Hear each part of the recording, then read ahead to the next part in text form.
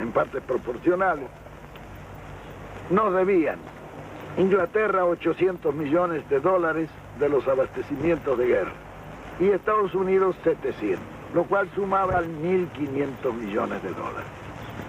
Bueno, lo primero que se nos ocurrió era cobrar. Muy bien.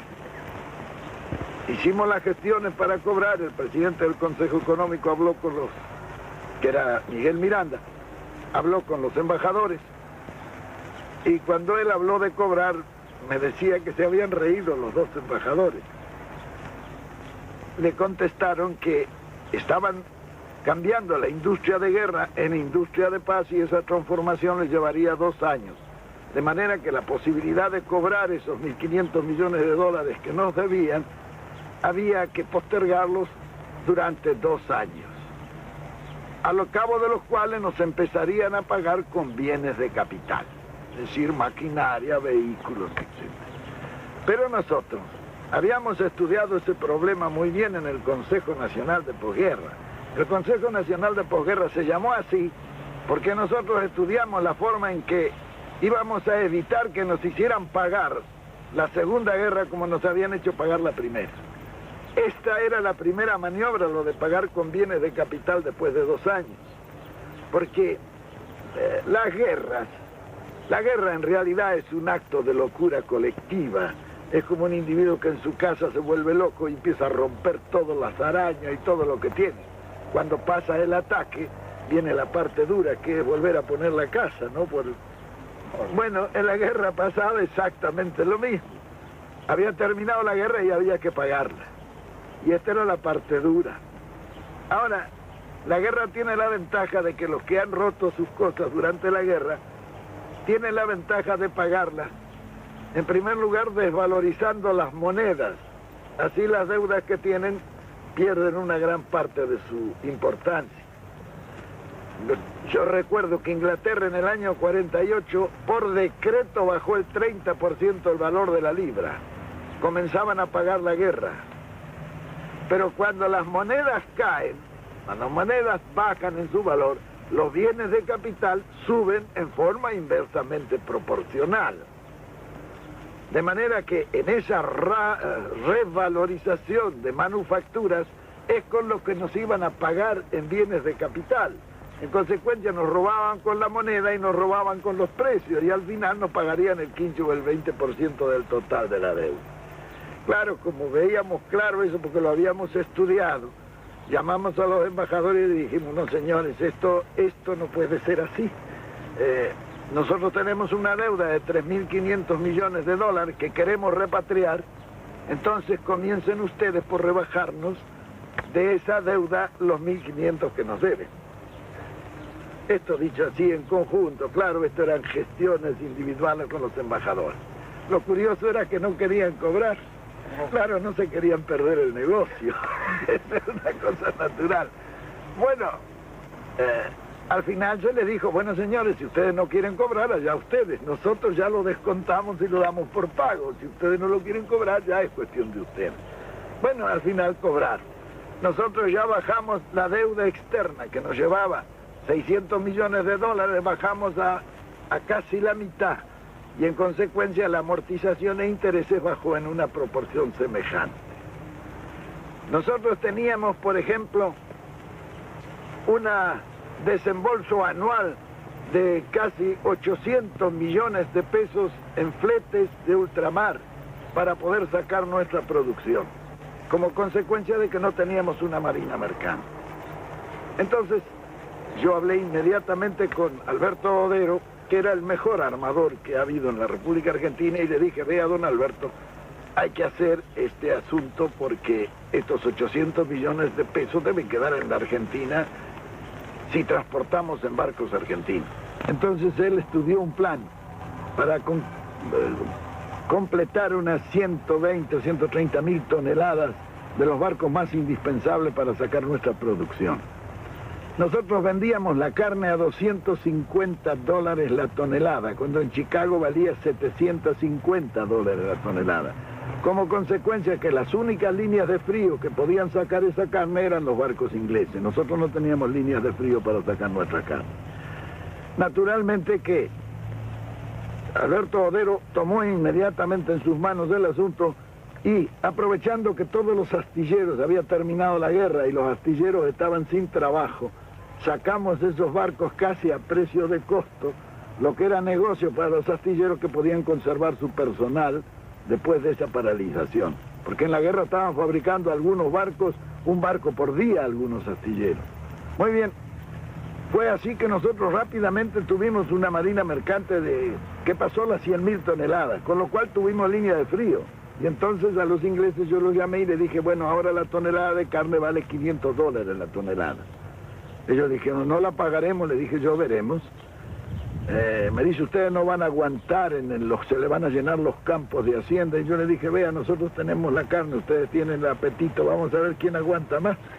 Efectivamente los ingleses pagaron las $500 la tonelada. Bien, ese era un problema que se resolvía así, se resolvía a corto plazo. Lo que nos disminuía esos 800 millones de pesos que pagábamos en transportes de ultramar, ya iban a comenzar a quedar en el país. Bien, después fuimos a los servicios financieros que se pagaban casi $1.000 millones al año. En un país de una producción como el nuestro, $1.000 millones representa un negocio ruinoso si uno lo tiene que mandar al exterior en servicios financieros. ¿Para pagar qué? Para pagar las empresas de servicios públicos que eran todas extranjeras, los ferrocarriles, los tranvías y la Corporación de Transporte de la Ciudad de Buenos Aires, que había sido un acuerdo leonino que habían hecho por un contrato ley en la época de la famosa misión Roca-Runciman en Inglaterra, el gas, en fin, todos los servicios públicos, teléfonos. Muy bien. Cuando se trató ese asunto, tuvimos una discusión muy grande dentro del gabinete, porque Miranda, un hombre práctico, dijo, esto se compra todo, y entonces dije, bueno, ¿con qué plata? Sin plata, dijo, y efectivamente se compró todo sin plata. Se compraron los ferrocarriles, los teléfonos, se hizo la marina mercante, se compró el gas, los seguros, reaseguros, se nacionalizó la exportación, los depósitos bancarios, en fin, todas esas medidas permitieron que nosotros bajáramos sistemáticamente los servicios financieros al 10% de entrada. ¿Cómo fue que se compró sin plata, general? Los ferrocarriles. Bueno, por ejemplo, los ferrocarriles se compraron con una habilidad extraordinaria de Miguel Miranda. Él era un comerciante y un negociante hábil. Él hizo correr primero la voz de que nosotros compraríamos los ferrocarriles. Los ingleses, que habían terminado la guerra y andaban un poco pobres, se vinieron enseguida a venderlos. Cuando llegaron, Miranda le dijo, no, nosotros no hemos dicho nada, dicho eso es una cosa, bueno, pero si ustedes los vendieran y nosotros los compraríamos, ¿cuál sería el precio? Y entonces los ingleses, que era el directorio de Londres ya, le dijeron el valor de libros. ¿Y cuánto es el valor de libros? 10.000 millones de pesos argentinos. Miranda lo miró y se rió. Le dice, ¿cómo vamos a pagar 10.000 millones de pesos por fierro viejo? No era fierro viejo. Estaban funcionando cerca de 50 y tantos mil kilómetros de vía con estaciones y en muchas partes una legua a cada lado, que era lo que le habían dado en la concesión inicial. Había pueblos. Había 26.000 propiedades de los ferrocarriles. El Dock Sud, el puerto de Buenos Aires, era de los ferrocarriles ingleses. Muy bien, claro, se siguió negociando. ¿Cómo se hizo este negocio? Bueno, Miranda empezó a regatear. Los ingleses estaban duros, porque para negociar los ingleses son muy hábiles y muy duros. Hasta que bajaron a 8.000. Y Miranda siempre decía, no es posible. Los ingleses ya habían estado muchos días en Buenos Aires y se querían ir. Bueno, y un día cometieron un error.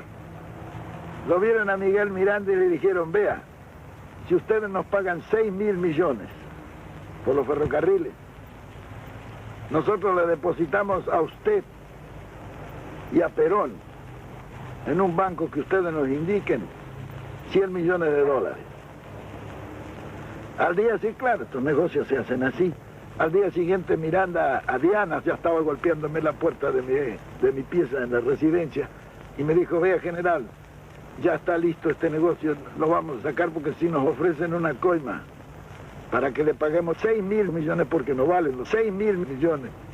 Bueno, siguió discutiendo y un día vino y me dijo, bueno, está cerrado el asunto.